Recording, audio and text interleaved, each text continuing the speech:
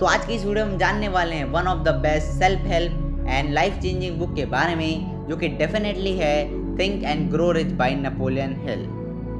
और ये international best seller book भी है। इस बुक में सोचने वाली बात यह है कि इस बुक के सारे पॉइंट्स इतने इंपॉर्टेंट है कि इसके हर एक पॉइंट ने हजारों लोगों की लाइफ को चेंज कर दिया है, और ये सारे पॉइंट्स आपकी लाइफ को भी डेफिनेटली चेंज कर देंगे अच्छे के लिए। लेकिन मैं इतने छोटे से वीडियो में सारे पॉइंट्स तो कवर नहीं कर सकता, इसलिए मैंने पहले से ही इसके कुछ टॉपिक्स पे, कुछ पॉइंट्स पे वीडियो बना रखी है, और आप उस वीडियो को जाके देख सकते हैं ताकि आप think and grow rich book को अच्छी तरीके से समझ सकें। जैसे कि अपने डिज़ायर को पैसे में कैसे कन्वर्ट करें, स्पेशलाइज नॉलेज क्या है, हैबिट्स जो लोगों को लाइफ में अनसक्सेसफुल बना देती है, और 6 डर जो आपको अपने लाइफ में सफल बनने नहीं देते। आप इन सारे वीडियोस को हमारे चैनल के प्लेलिस्ट में जाकर देख सकते हो, जिससे कि आप थिंक एंड ग्रो रिच को टोटली समझ सको। Number 1, faith in your ability. हम सबको ये बात अच्छी तरीके से पता है कि अगर हमको अपने लाइफ में सक्सेसफुल बनना है तो हमको एक बर्निंग डिज़ायर की ज़रूरत होगी, हमें एक बर्निंग डिज़ायर चाहिए होगा।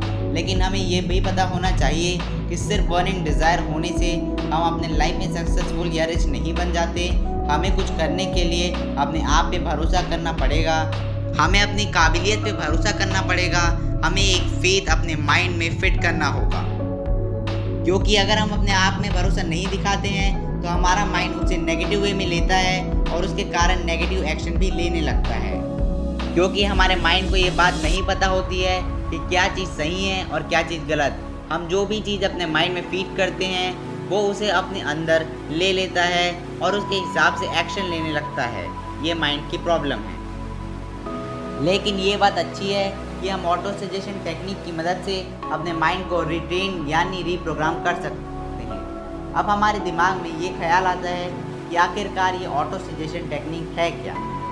ऑटो सजेशन एक मेथड है जिसके द्वारा हम अपने माइंड में पॉजिटिव थॉट्स अपने काम से रिलेटेड और अपने से रिलेटेड कंटिन्यूसली फीड करते हैं, ताकि हमारा माइंड में फिट हो जाए कि हम उस काम को अच्छी तरीके से कर सकते हैं और उस काम को हम एक्चुअल में अच्छी तरीके से कर पाएँ।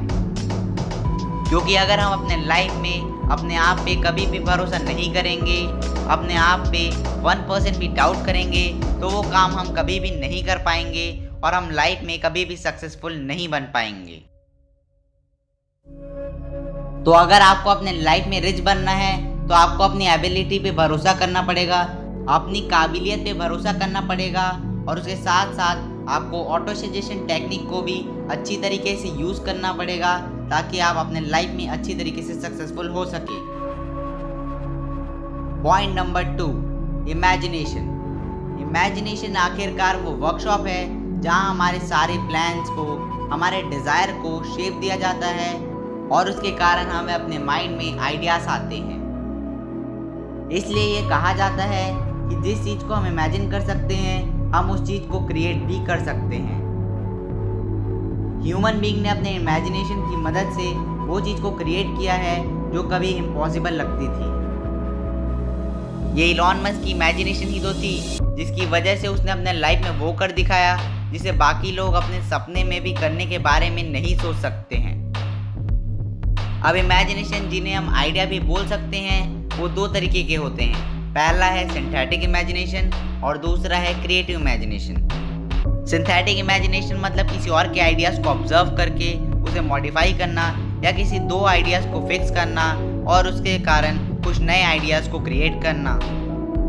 जबकि क्रिएटिव इमेजिनेशन से हमें न्यू आइडियाज़ आते हैं जो हमने पहले कभी भी नहीं सुने होते हैं। जब हम ऑटो सजेशन की टेक्निक को अच्छी तरीके से यूज़ करते हैं तो उससे हमारे माइंड में एक जोन क्रिएट हो जाता है, जिसके कारण हमें नए और क्रिएटिव आइडियाज़ आते रहते हैं। पॉइंट नंबर 3 है परसिस्टेंसी। अगर हमें अपने लाइफ में रिच बनना है या फिर हमें अपने लाइफ में सक्सेसफुल बनना है तो हमें परसिस्टेंसी, जिसको हम कंसिस्टेंसी भी बोल सकते हैं, उसकी ज़रूरत पड़ती है। आज हम सबकी ज़िंदगी में अंधेरा होता अगर बल्ब को इन्वेंट करने वाले the great scientist Thomas Alva Edison persistent नहीं होते। थॉमस एल्वा एडिसन जब बल्ब को इन्वेंट कर रहे थे तो अपने लाइफ में टोटल 10,000 से ज़्यादा बार फेल हुए थे। इतने बार फेल होने के बाद भी थॉमस एल्वा एडिसन ने कभी भी हार नहीं मानी उन्होंने अपनी परसिस्टेंसी को कभी नहीं खोया और परसिस्टेंसी को ना खोने के कारण वो अपने लाइफ में सक्सेसफुल बने और सबसे ग्रेट साइंटिस्ट भी बने। थॉमस एल्वा एडिसन कहते थे कि वो 10,000 बार फेल नहीं हुए, बल्कि उन्होंने 10,000 ऐसे रास्ते ढूंढे जो काम नहीं करते। वो कहते हैं कि हम इसलिए फेल हो जाते हैं क्योंकि हम जल्दी गिव अप कर देते हैं। सक्सेस का एक ही मंत्र है, एक बार और ट्राई मारना।